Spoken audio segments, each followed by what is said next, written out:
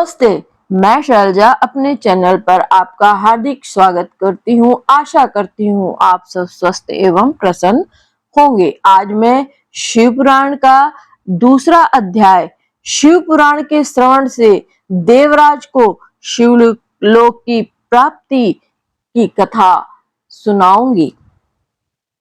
शौनक जी बोले, हे महाभाग सूत जी, आप धन्य हैं, परमार्थ तत्व के ज्ञाता हैं। आपने कृपा करके हम लोगों को यह बड़ी अद्भुत और दिव्य कथा सुनाई। हमने यह पाप नाशिनी, मन को पवित्र करने वाली और शिव भगवान को प्रसन्न करने वाली अद्भुत कथा सुनी। भूतल पर इस कथा के समान कल्याण का सर्वश्रेष्ठ साधन दूसरा कोई नहीं। यह बात हमने आज आपकी कृपा से निश्चय पूर्वक समझ ली। हे सूत जी, कलयुग में इस कथा के द्वारा कौन कौन से पापी शुद्ध होते हैं, उन्हें कृपा पूर्वक बताइए और इस जगत को कृतार्थ कीजिए। सूत जी बोले, जो मनुष्य पापी, दुराचारी, खल तथा काम क्रोध आदि में निरंतर डूबे रहने वाले हैं, वे भी इस पुराण से अवश्य शुद्ध हो जाते हैं। यह कथा वास्तव में उत्तम ज्ञान यज्ञ है, जो सदा सांसारिक भोग और मोक्ष को देने वाला है, सभी पापों को नष्ट करने वाला है और भगवान शिव को प्रसन्न करने वाला है। जो अत्यंत लालची, सत्यविहीन, अपने माता पिता से द्वेष करने वाले, पाखंडी और हिंसक वृत्ति के हैं, वे भी इस ज्ञान यज्ञ से शुद्ध हो जाते हैं। अपने वर्णाश्रम धर्म का पालन न करने वाले और ईर्ष्याग्रस्त लोग भी काली काल में इस ज्ञान यज्ञ के द्वारा पवित्र हो जाते हैं। जो लोग छल कपट करने वाले, क्रूर स्वभाव वाले और अत्यंत निर्दयी हैं, कलयुग में वे भी इस ज्ञान यज्ञ से शुद्ध हो जाते हैं। ब्राह्मण के धन से पलने वाले तथा निरंतर व्यभिचार परायण जो लोग हैं, वे भी इस ज्ञान यज्ञ से इस काली काल में भी पवित्र हो जाते हैं। जो मनुष्य सदा पाप कर्मों में लिप्त रहते हैं, शठ हैं और अत्यंत दूषित विचार वाले हैं, वे कलयुग में भी इस ज्ञान यज्ञ से निर्मल हो जाते हैं। दुष्चरित, दुर्बुद्धि, उद्विग्न चित्त वाले और देवताओं के द्रव्य का उपभोग करने वाले पापी जन भी काली काल में इस ज्ञान यज्ञ से पवित्र हो जाते हैं। इस पुराण का श्रवण पुण्य बड़े बड़े पापों को नष्ट करता है, सांसारिक भोग तथा मोक्ष प्रदान करता है और भगवान शंकर को प्रसन्न करता है। इस संबंध में मुनिगण इस प्राचीन इतिहास का उदाहरण दिया करते हैं, जिसके श्रवण मात्र से पापों का पूर्णतया नाश हो जाता है। पहले की बात है कि किरात नगर में एक ब्राह्मण रहता था, जो अज्ञानी, दरिद्र, रस बेचने वाला तथा वैदिक धर्म से विमुख था। वह स्नान, संध्या आदि कर्मों से भ्रष्ट हो गया था और वैश्यवृत्ति में तत्पर रहता था। उसका नाम था देवराज। वह अपने ऊपर विश्वास करने वाले लोगों को ठगा करता था। उसने ब्राह्मणों, क्षत्रियों, वैश्यों, शूद्रों तथा दूसरों को भी अनेक बहानों से मारकर उनका धन हड़प लिया था। बाद में उसने अधर्म से बहुत सारा धन अर्जित कर लिया, परंतु उस पापी का थोड़ा सा भी धन कभी धर्म के काम में नहीं लगा। एक दिन वह ब्राह्मण एक तालाब पर नहाने गया।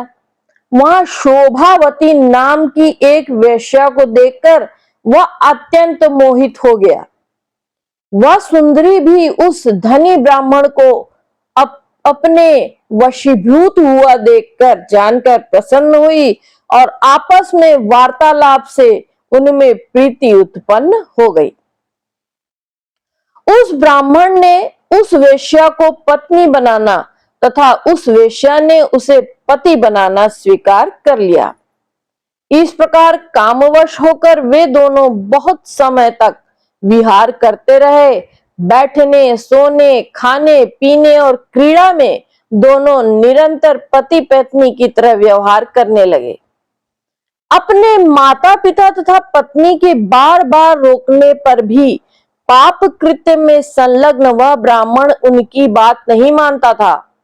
एक दिन रात्रि में उस दुष्ट ने ईर्ष्यावश अपने सोए हुए माता पिता और पत्नी को मार डाला और उनका सारा धन हर लिया।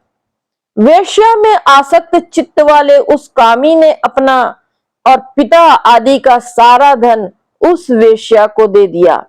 वह पापी अभक्षण, भक्षण तथा मद्यपान करने लगा और वह नीच ब्राह्मण उस वेश्या के साथ एक ही पात्र में सदा झूठा भोजन करने लगा।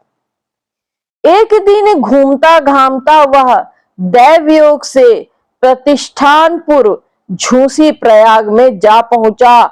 वहां उसने एक शिवालय देखा, वहां जहां बहुत से साधु महात्मा एकत्र हुए थे। देवराज उस शिवालय में ठहर गया और वहां उस ब्राह्मण को ज्वर आ गया। उस ज्वर से उसको बड़ी पीड़ा होने लगी। वहां एक ब्राह्मण देवता शिव पुराण की कथा सुना रहे थे। ज्वर में पड़ा हुआ देवराज ब्राह्मण के मुखारविंद से निकली हुई उस शिव कथा को निरंतर सुनता रहा। एक मास बाद वह ज्वर से अत्यंत पीड़ित होकर चल बसा।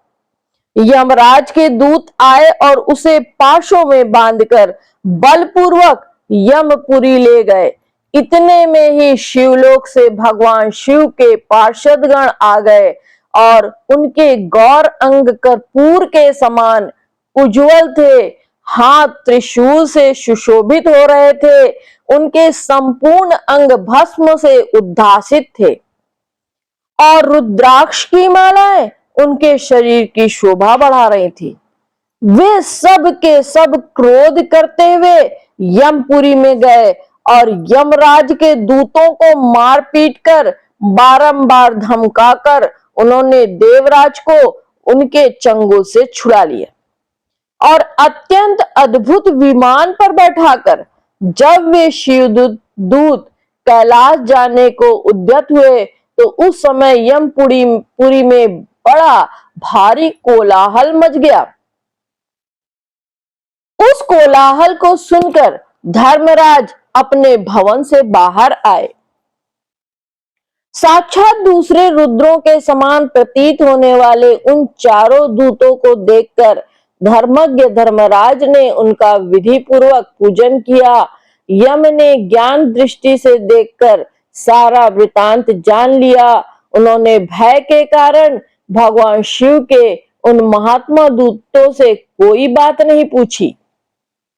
यमराज से पूजित तथा प्रार्थित होकर वे शिवदूत कैलाश को चले गए और उन्होंने उस ब्राह्मण को दया सागर सांब शिव को दे दिया। शिव पुराण की यह परम पवित्र कथा धन्य है, जिसके सुनने से पापी जन भी मुक्ति के योग्य बन जाते हैं। भगवान सदाशिव के परम धाम को वेदज्ञ सभी लोकों में सर्वश्रेष्ठ बताते हैं। ब्राह्मण, क्षत्रिय, वैश्य, शूद्र तथा अन्य प्राणी, यहाँ तक जिस पापी ने धन के लोभ से अनेक लोगों की हत्या की तथा अपने माता पिता और पत्नी को भी मार डाला, वह वेश्यागामी शराबी ब्राह्मण देवराज भी इस कथा के प्रभाव से भगवान शिव के परम धाम को प्राप्त कर तत्क्षण मुक्त हो गया। इस प्रकार श्री स्कंद पुराण के अंतर्गत श्री शिव पुराण महात्म्य में देवराज मुक्ति वर्णन नामक यह दूसरा अध्याय पूर्ण हुआ। बोलो हर हर महादेव।